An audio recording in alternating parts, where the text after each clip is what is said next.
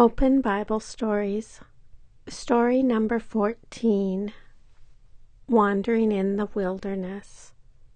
A Bible story from the books of Exodus, Numbers, and Deuteronomy. God finished telling the Israelites about all the laws that they must obey because of his covenant with them. Then he led them away from Mount Sinai. He wanted to take them to the promised land. This land was also called Canaan. God went ahead of them in the pillar of cloud, and they followed him.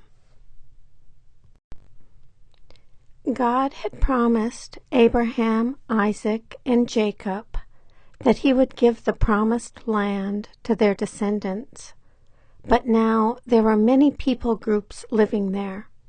They were called Canaanites. The Canaanites did not worship or obey God. They worshipped false gods and did many evil things. God told the Israelites, "After you go into the promised land, you must get rid of all the Canaanites there. Do not make peace with them and do not marry them. You must completely destroy all of their idols. If you do not obey me, you will end up worshiping their idols instead of me." When the Israelites reached the border of Canaan, Moses chose 12 men, one from each tribe of Israel. He gave the men instructions to go and spy on the land to see what it was like. They were also to spy on the Canaanites to see if they were strong or weak. The 12 men traveled through Canaan for 40 days, and then they came back. They told the people, "The land is very fertile and the crops are plentiful." But 10 of the spies said, "The cities are very strong and the people are giants. If we attack them, they will certainly defeat us and kill us." Immediately, Caleb and Joshua, the other 2 spies, said, "It is true that the people of Canaan are tall and strong, but we can certainly defeat them. God will fight for us." But the people did not listen to Caleb and Joshua. They became angry with Moses and Aaron and said, "Why did you bring us to this horrible place? We should have stayed in Egypt. If we go into the land, we will die in battle, and the Canaanites will make our wives and children to be slaves." The people wanted to choose a different leader to take them back to Egypt. When the people said this, God was very angry. He came to the tent of meeting and said, "You have rebelled against me, so all of you will have to wander in the wilderness. Everyone who is 20 years or older will die there and never enter the land I am giving you. Only Joshua and Caleb will enter it." When the people heard God say this, they were sorry that they had sinned, so they decided to attack the people of Canaan. Moses warned them not to go because God would not go with them, but they did not listen to him. God did not go with them into battle, so the Canaanites defeated them and killed many of them. Then the Israelites turned back from Canaan. For the next 40 years they would wander through the wilderness.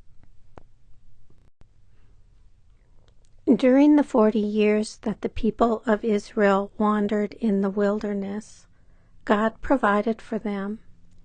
He gave them bread from heaven called manna, and also sent flocks of quail, which are medium-sized birds, into their camp, so they could have meat to eat.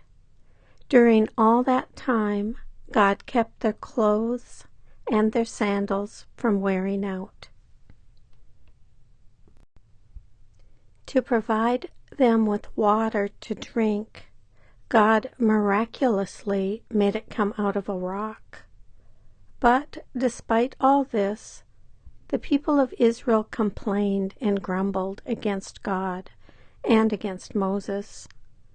Even so, God was still faithful. He did what he promised that he would do for the descendants of Abraham, Isaac, and Jacob. Another time, when the people did not have any water, God told Moses, "Speak to the rock, and water will come out of it." But Moses did not speak to the rock. Instead, he hit the rock twice with a stick. In this way, he dishonored God. Water came out of the rock for everyone to drink, but God was angry with Moses. He said, "Because you did this, you will not enter the promised land." After the Israelites had wandered in the wilderness for 40 years, all of those who had rebelled against God were dead. Then God led the people to the edge of the promised land again. Moses was now very old, so God chose Joshua to lead the people. God also promised Moses that one day he would send to the people another prophet like Moses. Then God told Moses to go to the top of a mountain so he could see the promised land. Moses saw the promised land, but God did not permit him to enter it. Then Moses died, and the Israelites mourned for 30 days. Joshua became their new leader. Joshua was a good leader because he trusted and obeyed God.